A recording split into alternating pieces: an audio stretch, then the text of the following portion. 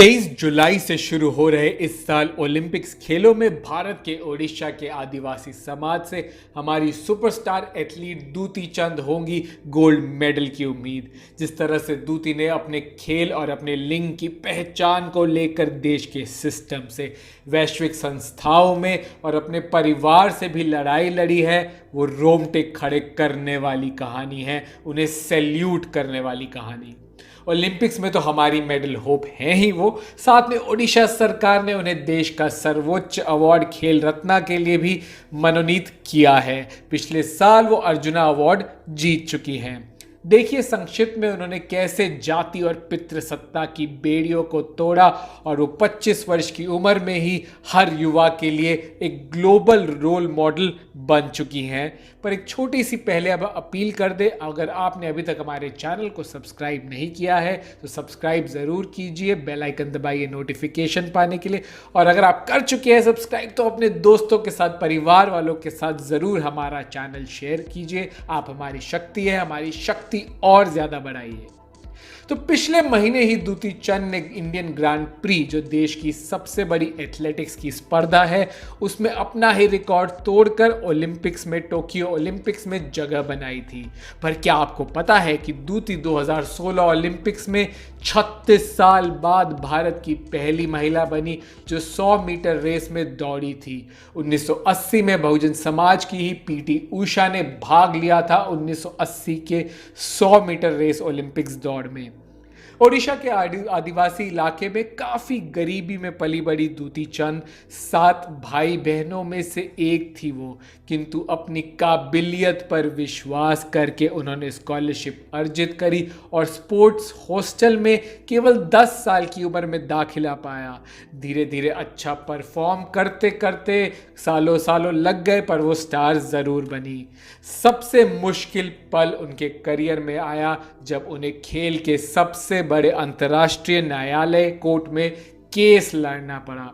कुछ medical test में पाया गया कि उनके शरीर में पुरुषों का हार्मोन टेस्टोस्टेरॉन ज़्यादा मात्रा में है।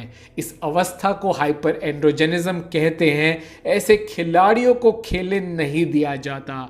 दूती को भी कुछ समय के लिए बैन कर दिया गया। 2014 के कॉमनवेल्थ गेम्स में भी नहीं खेल पाई वो।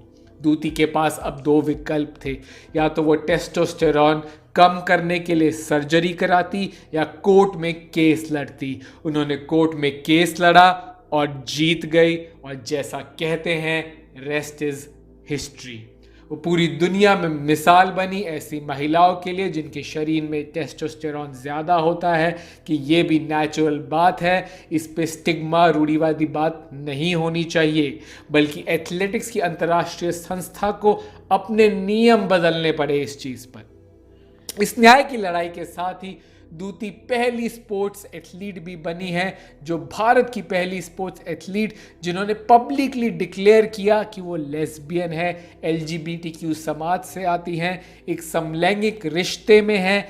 ऐसा करने की हिम्मत उन्हें 2018 के सुप्रीम कोर्ट के फैसले के बाद आई, जिसमें समलैंगिक रिश्तों को अब अपराध नहीं माना गया।